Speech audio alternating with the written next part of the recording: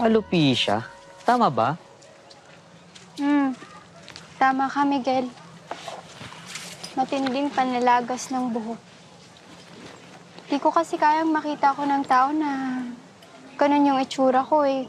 Kaya napilitan ako mag-stop ng nursing. Bakit ka nag-quit agad? Eh, pwede namang mag-wig, di ba? Di lang naman kasi yung buhok yung naubos sa akin eh. Naubos din yung tiwala, yung lakas ng loob, yung pagmamahal ko sa sarili. So, ibig sabihin, nakawig ka ngayon? Galing ah. Di halata. Alam nyo, magmula nung magkaroon ako ng sakit na to, ngayon lang ako nagkaroon ng lakas ng loob na magkwento. Pero sana kaya mo yung nakakwento sa amin kasi natatanggap mo na. Di ko alam eh. Ang sakit pa lang din kasi isipin kasi, di ba, sa dinami-dami ng pwedeng magkaroon ng sakit na to, bakit ako? Bakit ako yung pinili ng Diyos? Ikaw ang napili kasi alam niya na kaya mo. Ganun ba yun?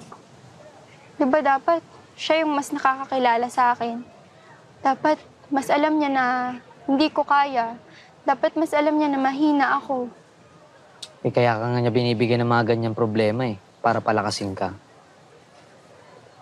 Parang hindi naman. Parang lalo lang akong humina eh. Sa kanya din naman nanggagaling yung lakas silis eh.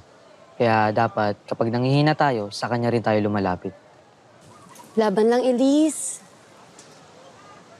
Pero to tandaan nyo ha, sa kahit anong laban o gera, panalangin, ang ating sandata.